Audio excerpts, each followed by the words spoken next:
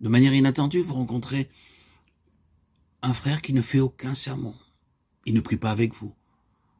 Vous échangez simplement quelques propos, sans objectif bien précis, et presque imperceptiblement, l'impossible se produit. Vous êtes régénéré, revitalisé. Vous partez d'un pas décidé avec un cantique dans votre cœur. Ce frère que vous venez de rencontrer de manière inconsciente vous a transmis la vie.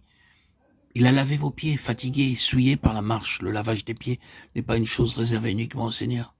C'est un ministère qu'il a lui-même confié à l'Église. Ce n'est pas non plus l'institution d'une règle qui doit être observée à tout prix. C'est bien souvent un ministère inconscient et réciproque qui s'accomplit lorsque deux croyants se rencontrent et partagent spontanément quelques paroles, ou lorsqu'après une rude journée de travail, vous rencontrez dans une réunion d'assemblée de semaine vos frères dans le Seigneur. Vous êtes alors étrangement rafraîchi, sans pouvoir clairement le définir. Quelque chose de vivant émane, et vous pouvez repartir avec une vigueur renouvelée. Dans la relation entre les saints, ce lavage des pieds est d'une grande importance. Nous avons tous fréquemment besoin du ministère de la vie, et cela doit être réciproque. Vous aussi, vous devez vous laver les pieds les uns aux autres.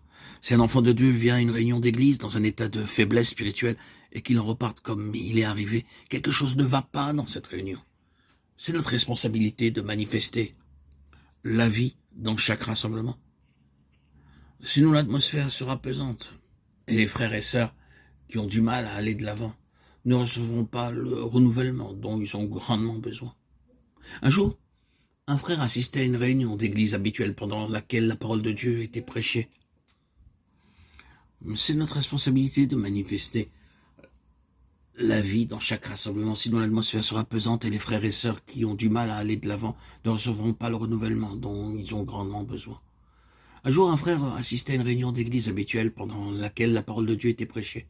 Il se sentit si engourdi et si peu réceptif qu'il se demanda s'il n'avait pas, d'une quelconque manière, péché contre le Seigneur.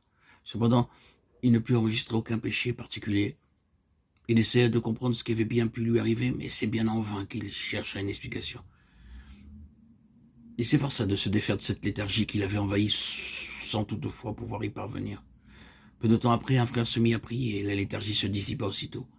Il avait été incapable de la rejeter, mais la fraîcheur de la vie que lui avait communiquée la prière de ce frère dissipa à l'instant même la mort qui commençait à saper sa vitalité. Si nous laissons aller dans les réunions d'église sans n'avoir aucun sens de notre responsabilité à l'égard des enfants de Dieu, dans le besoin qui, par leur contact constant avec le monde, ont perdu quelque chose de la fraîcheur, de la vitalité, nous ne nous laverons pas les pieds l'un l'autre, conformément à l'ordre du Seigneur. C'est un des plus importants services que nous devons aux saints.